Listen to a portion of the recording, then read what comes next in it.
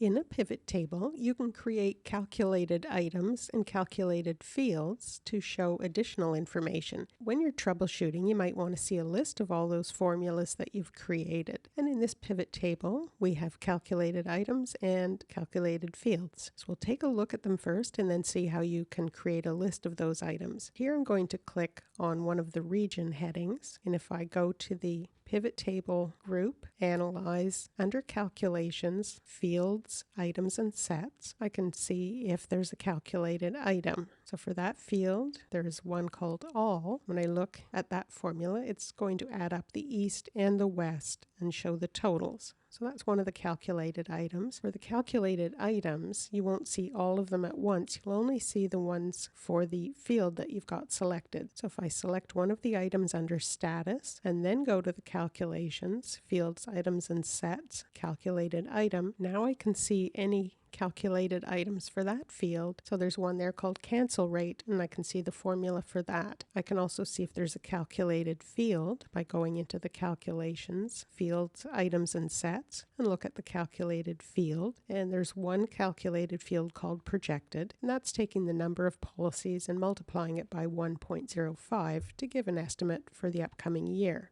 To list all of these so you can see everything at the same time, just select a cell in the pivot table, then go back to the Analyze tab, Calculations, Fields, Items, and Sets. Click, and then instead of Calculated Field or Calculated Item, you can look at List Formulas. And when you click here, it's going to add a sheet to your workbook with a list of the formulas. So I'll click. And here's the new sheet. And now we can see the calculated items, and those are the two that we looked at earlier. There's also a calculated field, and it shows the projected field. It also shows the solve order for the calculated items. The first one is the cancel rate, and then it would calculate the all. So any place those intersect, this is the order that they're going to be calculated.